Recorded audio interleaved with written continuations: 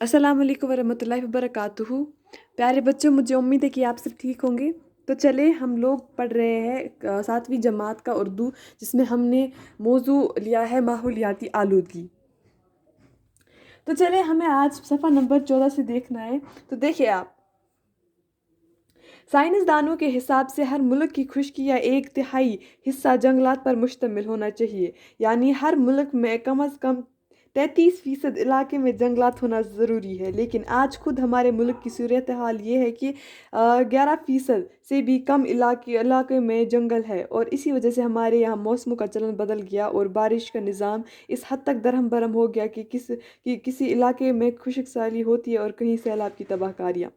तो बच्चा, हमें क्या बताया जा रहा है कि साइंसदानों के हिसाब से जो उन्होंने तहकीक की है उनके हिसाब से हर मुल्क में जो है, अगर हम उनके ज़मीन की बात करेंगे तो उसमें से 33% हिस्सा जो है उन पे जंगलात होने चाहिए। मतलब जंगलात का हिस्सा उसमें जो है 33% होना चाहिए, होना ज़रूरी है। लेकिन अगर हम अपने खुद के मुल्क की बात करेंगे तो हमारे मुल्क की सूरत हाल जो है वो इस कदर ख़राब है कि यहाँ पे 11% से भी कम इलाके जो है उनमें जंगलात पाए जाते हैं। और यही वजह जो है, यहाँ पे मौसलों का चलन, जिसको हम चाल बोलते हैं, चलन जो है वो बदल गया है।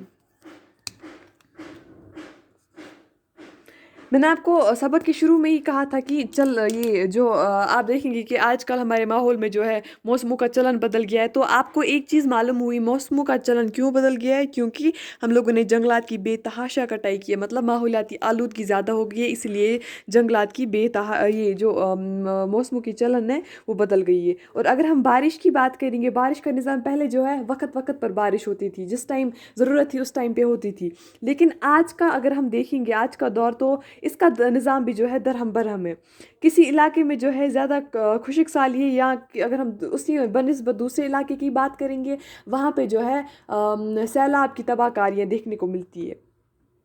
तरक्की में तामीर और तखरीब के दोनों पहलू होते हैं। तरक्की के लिए ऐसे तरीके बरोए कार लाने चाहे जिनसे तकरीबी का पहलू बड़ी हद तक कम हो जाए। सनती इनकलाब और उसके बाद होने वाली सरगर्मियों से हमें बेपनाह फ़ायदा हासिल हुए।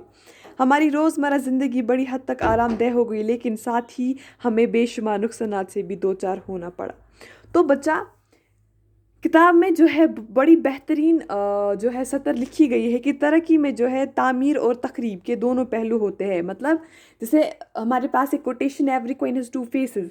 नेगेटिव इम्पैक्ट भी रहता है और मनफी असरात भी रहते हैं और मस्बत असरात भी रहते हैं। तो यही बात जो है तरक्की के मद्देनज़र भी हम देखते हैं। तो आप देखेंगे कि जो तरक्की के लिए हम लोग को ऐसे तरीके जो ढूंढने चाहिए जिसकी वजह से जो तकरीबी, मतलब जो इसके मनफी असरात है वो बहुत हद तक कम हो जाए। अगर हम सनती इनकलाब की बात करेंगे तो उसके बाद हम लोगों ने देखा कि हमारी ज़िंदगी में बड़ी हद तक जो है आराम देह हो गई हमारी ज़िंदगी। लेकिन अगर हम पहलू से देखें तो आरामदेह तो हो गई, लेकिन दूसरा पहलू इसका था कि इससे हमें बेशुमार नुकसानात से जो है सामना करना पड़ा। सरसब्ज और शादाब जंगल वीरानों में तब्दील हो गए। शहरों की हवाइयाँ मसमूम हो गई। दरियाओं का शफा पानी पीने के लायक नहीं रहा। हवा और पानी की कसाफत से बहुत सारी बीमारियाँ आम हो गई। चनाचे आजकल हमारे साइंसदान ऐसी टेक्नोलॉजी की तलाश कर रहे हैं जिससे माहौल पर किसी तरह का बुरा असर ना पड़े और जो टेक्नोलॉजी हमारे माहौल से हम आहंग हो। तो बच्चा, अगर हम बात करेंगे कि जो हमारे सरसब्ज शादाब जंगलात थे वो जो है वीरान हो गए, क्योंकि हम लोगों ने बेतहाशा कटाई कर दी। शहरों की बात करेंगे तो वो भी वीरान हो गए। दरियाओं का वो मतलब शहर भी जो है वीरान हो गए। दरियाओं का साफ व शफा पानी हुआ करता था वो पीने के काबिल न रहा। और हवा और पानी में जो है हमारे बहुत सारी बीमारियां पैदा होगी, जिसकी वजह से जैसे हम आज वबा बीमारियां देखते हैं।